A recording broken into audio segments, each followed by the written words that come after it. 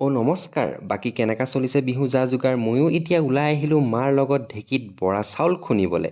মই ঢেঁকী দি আছোঁ হঠাৎ বৰমা এজনীয়ে ক'লে, বাবু এনেকৈ ঢেঁকী নিদিয়ে। হ'ব তুমি ঘৰ যোৱাগৈ, ময়ে মাক সহায় কৰি দিম। এতিয়া চাব গ'লে সিহঁতৰ ঘৰততো ছোৱালীও নাছিলে।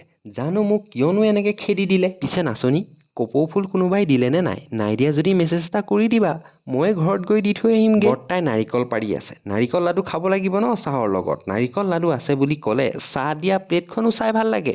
আৰু নাৰিকল লাডুটো যদি বাদাম আৰু খিচমিচ দি বনাই, উফ খাবা আৰু সেই চাতি। এইবাৰ আমাৰ খুৰীয়ে 2টা ছাগলী লৈছে। তাকেই এতিয়া এই ভৰ দুপৰীয়া আমি এৰাল দিবলৈ গৈ আছোঁ। এয়া মোৰ ভণ্টি, চৰি মই বেছিয়ে সন্মান দি দিলোঁ। এয়া মোৰ ভণ্টি অৰ্থাৎ বান্দৰীয়ে খুটিটোৱে পুতিব পৰা নাই।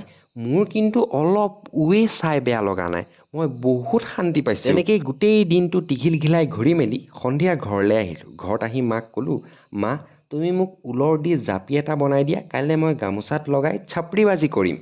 বাকী বহাগ বিহুৰ শুভেচ্ছা যাচিলোঁ।